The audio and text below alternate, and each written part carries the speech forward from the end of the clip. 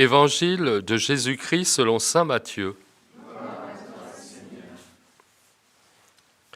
En ce temps-là, Pierre s'approcha de Jésus pour lui demander « Seigneur, lorsque mon frère commettra des fautes contre moi, combien de fois dois-je lui pardonner ?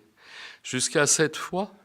Jésus lui répondit « Je ne te dis pas jusqu'à 7 fois, mais jusqu'à 70 fois 7 fois. » Ainsi, le royaume des cieux est comparable à un roi qui voulut régler ses comptes avec ses serviteurs.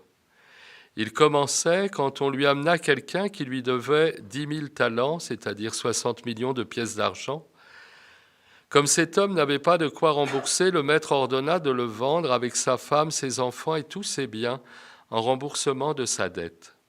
Alors tombant à ses pieds, le serviteur demeurait prosterné et disait « Prends patience envers moi et je te rembourserai tout. » Saisi de compassion, le maître de ce serviteur le laissa partir et lui remit sa dette. Mais en sortant, ce serviteur trouva un de ses compagnons qui lui devait 100 pièces d'argent. Il se jeta sur lui pour l'étrangler en disant « Rembourse ta dette ». Alors tombant à ses pieds, son compagnon le suppliait « Prends patience envers moi et je te rembourserai. » Mais l'autre refusa et le fit jeter en prison jusqu'à ce qu'il ait remboursé ce qu'il devait. Ses compagnons, voyant cela, furent profondément attristés et allèrent raconter à leur maître tout ce qui s'était passé. Alors celui-ci le fit appeler et lui dit « Serviteur mauvais, je t'avais remis toute cette dette parce que tu m'avais supplié. Ne devais-tu pas, à ton tour, avoir pitié de ton compagnon, comme moi-même j'avais eu pitié de toi ?» Dans sa colère, son maître le livra au bourreau jusqu'à ce qu'il eût remboursé tout ce qu'il devait. C'est ainsi que mon Père du ciel vous traitera, si chacun de vous ne pardonne pas à son frère du fond du cœur. Acclamons la parole de Dieu. Louange à toi, Seigneur Jésus.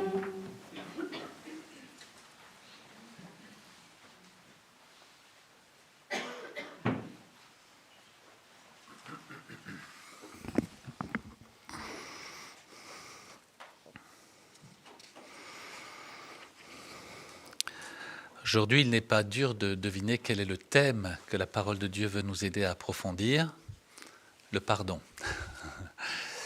C'est au fond le thème central du carême, puisque tout le mystère de Pâques, au fond, est basé sur le principe même du pardon, un pardon qui se fonde dans la rédemption, le rachat des captifs que nous sommes. Jésus est venu racheter les captifs du péché, c'est-à-dire toute l'humanité. Et Jésus vient l'accomplir, cette rédemption, par le mystère même du pardon. Il va prendre sur lui jusqu'à excuser les hommes qui le crucifient. Et je vous rappelle que ce ne sont pas seulement les bourreaux, mais c'est chacun de nous, à travers nos péchés, qui crucifions Jésus, et j'allais dire de jour en jour. Pardonne-leur, ils ne savent pas ce qu'ils font. Jésus est donc au cœur, dans ce mystère de la rédemption, Jésus nous conduit au cœur de ce mystère qui est celui du pardon. Et Jésus y invite Saint Pierre d'une manière très forte aujourd'hui. Il multiplie la dose, pas seulement 7 fois, 77 fois 7 fois, c'est-à-dire toujours, tout le temps. C'est inhumain. C'est inhumain au sens propre, ce n'est pas humain, c'est pas possible. On n'y arrive pas. Il y a une seule voie qui nous permet cela et c'est celle que Jésus a ouverte pour nous. Et il me semble que c'est important de l'intégrer en ce temps de carême. C'est qu'il ne peut pas y avoir de pardon sans humilité. Alors c'est facile à dire, mais il ne peut pas y avoir de pardon sans humilité. La première lecture nous y ouvrait d'une certaine manière à travers la supplication d'Azarias, qui supplie Dieu dans son humiliation, précisément, de le soutenir. Il ne peut pas y avoir de pardon sans humilité et de la part des deux parties. C'est ce qui est très difficile. Jean-Paul II a repris cela dans sa belle encyclique sur la miséricorde, montrant combien, très souvent, aussi bien pour l'offensé que pour l'offenseur, s'il n'y a pas d'humilité, le pardon sera non seulement dur à donner, mais il sera même dur à accepter. Parce qu'à partir du moment où l'offenseur reconnaîtra ses fautes, l'offensé pourra lui alors se redresser avec toute sa force et ne pas accorder le pardon. Et donc il y a un lien très profond, très étroit entre la capacité de pardon, la capacité à donner le pardon, capacité à le demander, et puis l'humilité. Et évidemment, c'est à la racine du problème, le manque d'humilité donc, qui habite nos cœurs. Et au fond, tout le mystère de la croix nous dit ce chemin. Sur la croix, Jésus non seulement rachète les péchés, mais il accomplit ce rachat des péchés et ce pardon universel à travers le mystère de son humilité. L'humilité de Dieu, cette humilité que saint Paul nous invite à contempler dans la lettre aux Philippiens. Il s'est abaissé jusqu'à la mort et la mort de la croix.